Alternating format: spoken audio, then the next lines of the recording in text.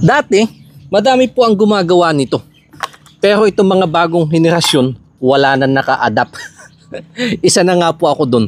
Aminado ako, hindi ako marunong gumawa ng rice wine or tapoy po. Kung tapoy, kung tawagin sa amin, isa siyang organic na pag napadami ng kain, nakakalasing. Pero dito ho sa Thailand, kahit sa palengke, may mabibili. Kaya na-curious ho ako nung nakita ko.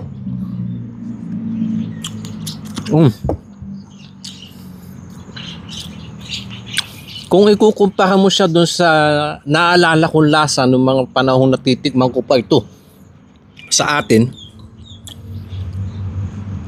mas mataas yung asim ng mga natural talaga, at saka yun may medyo pait. Ito yung asim nito is mga nasa out of 10, nasa 9.6 or 9.7 ganon.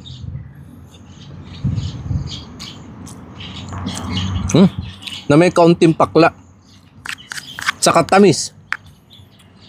Naglalaban po yung asim at saka tamis.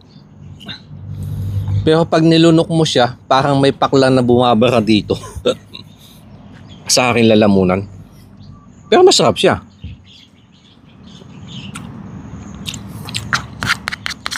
Kasi nga, may epekto na sinasabi nakakalasing. Parang tagal din rin panahon, hindi ko na humaalala kung kailan pa ako huli nakatikim nito. Ayun. Isa lang uubusin ko. Itatabi ko naman tong iba. Baka mamaya papakiramdaman ko muna tumama siya. So pa-comment nga mga kanayon kung pamilyar ka dito, or kung natikman mo na din yung rice wine or tapoy kung tawagin po sa amin, at kung may gumagawa pa nito sa inyong lugar.